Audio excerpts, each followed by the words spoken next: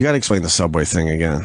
The what? The subway. I was obsessed with the fact that the subway rules. No, just you filming on a subway train. Oh, and how'd you get access to one? Oh well, how does that work again? Because I mean, as you see it, you're like, oh my god, I think you got the platform shut down for an afternoon. Of course, that didn't happen. No, it's hard to shoot in New York City subways. It's a lot of rigmarole and language. Yes, sorry about that. You gotta they obviously you need to get a permit and they need to the way it works is that there's one train that they let you use. Right. It's the shuttle train that all that train does is go from Grand Central to Times Square. Oh, okay. The S train. Right. The S train has no other route. It just goes between two stops. Right. Oh, shit. So that's the train they give you, and they give you those two platforms that you can use, and you can't shoot until, you can't start shooting until about 10 o'clock at night. So they shut down the S train. Oh, they did? Yeah. That's a lot. That's a way busier one than I would have. That's a pretty busy line. But at that time of night, nobody's much on it. Who's going over there? And they only shut down one.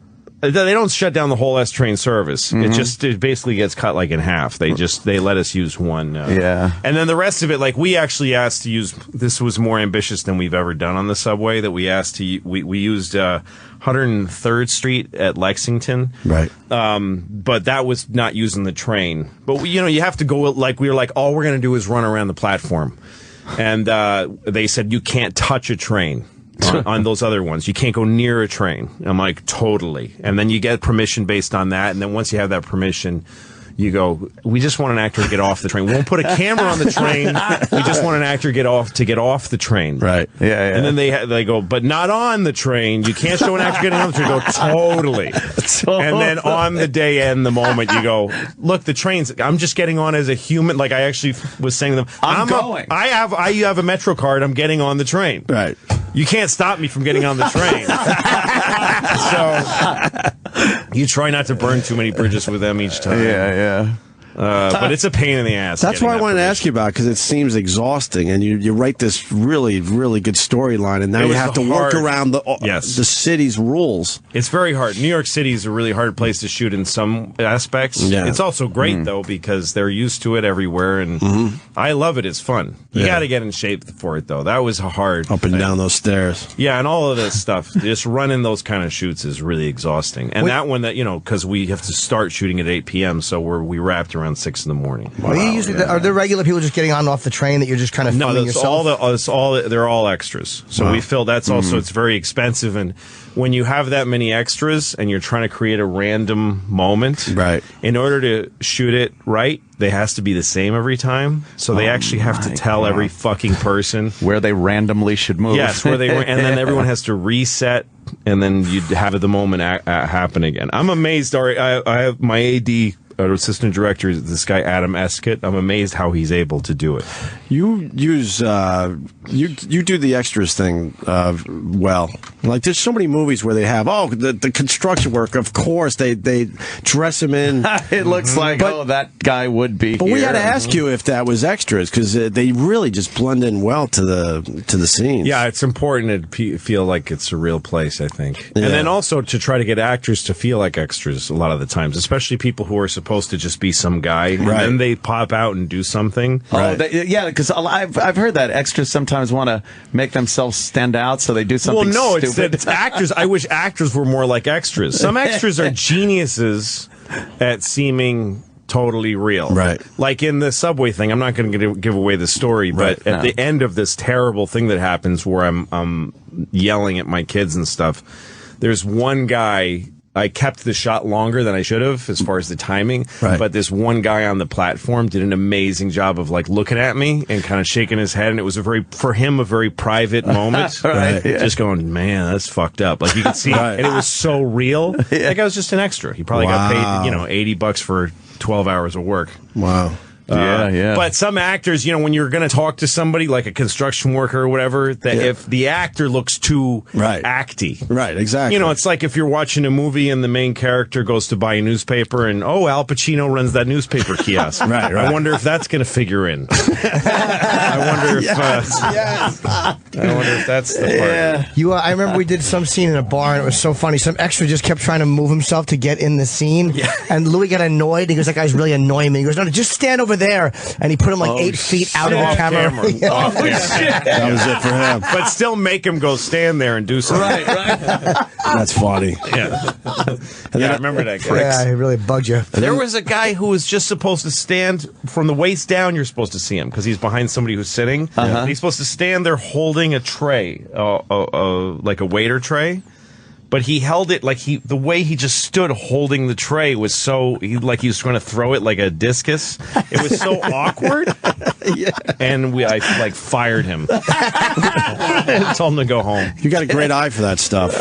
You could pick that shit out in other TV shows and movies. It drives me nuts. Yeah. It's supposed to be just dumb background stuff or whatever.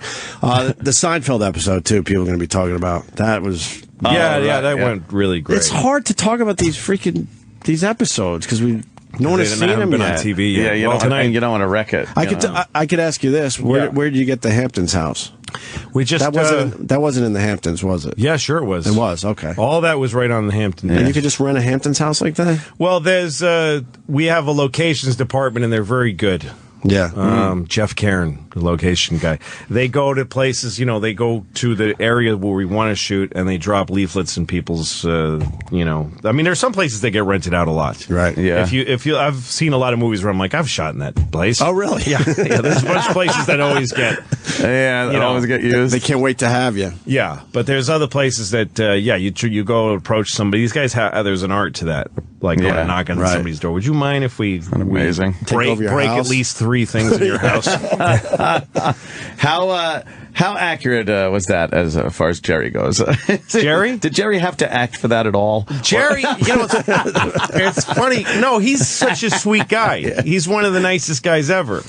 He never talks to me that way. No, he's a very nice guy. Well, when I opened for Jerry back when I was like 18, he was a little rough with me, but he probably should have been. If I had an 18-year-old comic open for me, I would be reflexively mean to them, I think. Right, really? Just, what the fuck do you think you're doing, But, no, Jerry's a very sweet guy. And I think it was very generous of him to be, he was pretty cold in the thing. It was so funny to watch, man. Yeah. And just throws me under the bus for the audience. And completely. Yeah. Thank you. I like how he gets upset at you because you should have known, like when you show up. And well, I'm not sure that came across. The thing was that it's hilarious. Louis, he's like, Louis, the Hamptons. Right. Yeah. Fucking benefit. Yeah. And he's like, man, you should have known. And I look like shit. And also a thing I don't know if it was lost in the audience is that it was supposed to be a 5 o'clock show. Right. The show starts at 5 and I showed up at 5. Right, yeah. Because under your breath, it's 5. 5. I've got to admit, I stole that a little bit from Goodfellas. Oh, really? You remember it when he's like, it's my mother's name. Yeah. When he keeps saying it. Remember the guy who has the car? Oh, it's my mother's name. When I say don't buy anything, it's my mother's name. Don't buy it. Then it cools down and they stop talking. And he's just like, it's my mother's name. What's that? And he's so I did. I was being that guy, and What's I said, "What's the matter with you?" It's 5 o'clock. Yeah, it's 5 o'clock. I said 5. Amazing. I think people are going to love the episode. So, do you get suggestions on set from people? Like, hey, how about if I do that? Or maybe we could do that. Like Colin rewriting fucking Crocodile Dundee 2? Because you seem like you would handle that really rather well. Yeah, you just kind of go, oh, yeah, no. No. No. Yeah, let's go ahead and do what's written. What I've planned. Yeah. I got a great idea. Yeah. Yeah, it's hard to do, like, to not want to be a people pleaser in those moments, just to kind of do what you got to do. It's not hard. No? No, I don't have a hard time shutting somebody down. I really don't. Like, we came here to do something. Did that come with a couple of seasons, or were you like instantly? Well, I haven't had a lot of people trying to change shit. But if somebody's got that kind of gumption or that in them, that spirit, that spunk, spirit, you want to crush it takes once or twice.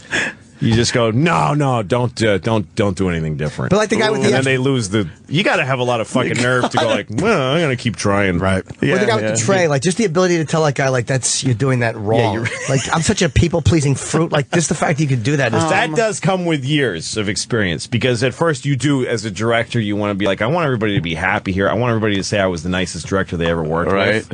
And you do that a couple times and you get fucked. and then you watch the show, it's not what you wanted, and then other people criticize it, and none of them name the guy with the tray. Could have been taken care of. Yeah, right there at the moment. So after a while, you go like, I don't give a fuck how much anybody likes me.